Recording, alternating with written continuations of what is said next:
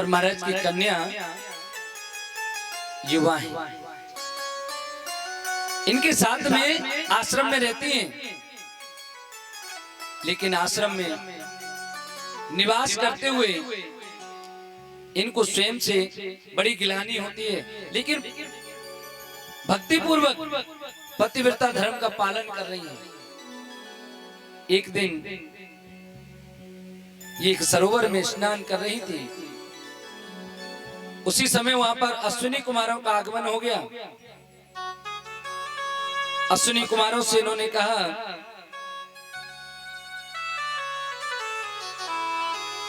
महाराज हमको कुछ आप इधर पधारे हैं, वरदान दीजिए। अश्विनी कुमारों ने वरदान दे दिया कि आप और आपके पति एक रूप हो जाएंगे, अर्थात जैसी आप हैं वैसे युवा चमन ऋषि भी हो जाएंगे, उनकी आंखें भी ठीक हो जाएंगी। अब तो जैसे ही इनको वरदान मिला, इनके पति बिल्कुल युवा अवस्था को प्राप्त हुए, आंखें ठीक हो गईं। चमन ऋषि के साथ में जब सुकन्या रहने लगी, कुछ समय के बाद इनके पिताजी का घर में आगमन हुआ। देख करके अपनी पत्नी की हरकतें देखा कि इनके इस आश्रम में शायद हो सकता है इनके पति कहीं गए होंगे और मेरी बेटी बहुत गलत कार्य कर रही है। अपने बूढ़े पति के साथ में इसने धोखा किया है। आकर के अपनी बेटी को भला बुरा कहने लगी। बेटी ने हाथ जोड़ करके कहा, पिताजी आप जिनको गलत समझ रहे हैं ना, ये वही चमन ऋषि हैं, वही आपके दामाद हैं। ये अश्विनी कुमारों के आशीर्वाद से इनको ये सब प्राप्त हुआ है। आज पिता को बड़ी प्रसन्नता हुई कि मेरी पुत्री की तपोबल से और बुजुर्ग ऋषि भी युवा अवस्था को प्राप्त हो गए। अश्विनी कुमारों को इस कार्य को करने के लिए सोमरस का पान करने का अधिकारी उनको बना दिया। इतना चमन ऋषि का भी तपोबल था।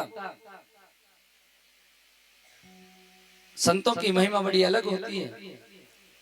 बोले संत भगवान की जय हो। और संतों की महिमा के साथ साथ पतिव्रत धर्म जो होता है, उस पतिव्रत धर्म का भी बड़ा अपने आप में महत्व होता है। हाँ, एक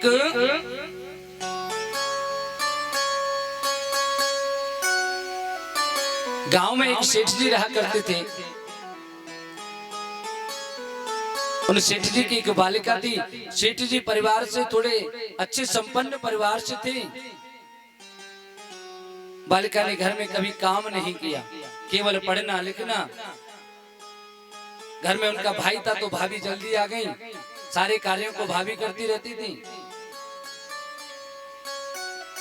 जब इस बालिका का विवाह किया पड़ोस के किसी गांव में, वहां पहुंची तो देखिए हमारी बालिकाओं के लिए समाज में एक अच्छा संदेश देने वाला दृष्टांत है। हर घर में जो बालिका जब तक अपने माता पिता के यहाँ रहती है तब तक वो स्वतंत्र होती है, केवल एक बेटी के रूप में होती है। किसी भी प्रकार से हंसना खेलना, कब जगना है कब सोना है, कहाँ उठना क्या बैठना, उसके लिए कोई बंधन नहीं है। माता पिता उसको किसी प्रकार का कोई प्रेशर नहीं करते।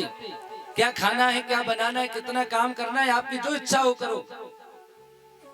लेकिन जब ससुराल में पहुंचती है ना, उसी दिन से उन पर बंधन प्रारंभ हो जाती है। पहली बात तो बेटी से बहू बन करके जा रही है, और जब बहू बनती है तो बेटियों के लिए सबसे पहला जो कार्य होता है वो पति की सेवा। पतिव्रत धर्म को निभाना है। और पति की सेवा का मतलब ये नहीं है केवल पति की सेवा। पतिव्रत धर्म का होता है पति से जुड़े हुए जितने भी लोग हैं उन सबकी सेवा करना। जब तक पति के माता पिता की सेवा नहीं की, केवल पति की सेवा में लगे, हमारा तो पति का धर्म है, मैं केवल पति के कपड़े धोऊंगी, सास के क्यों धोऊं? देवर के क्यों दूं, ससुर के लिए क्यों दूं? अगर ऐसा भाव रखेंगे तो इसे पतिव्रता धर्म नहीं कह सकते। पतिव्रता धर्म के लिए तो हमें जो पति की जिसमें खुशी रहे, जिससे पति खुशी रहे, उसे पतिव्रता धर्म कहते हैं। और क्या कोई पति ऐसा चाहेगा कि मेरी पत्नी के होते हुए मेरी माँ को कपड़े धोने पड़े, मेरी माँ को खाना बनाने पड़े? मुझे माँ से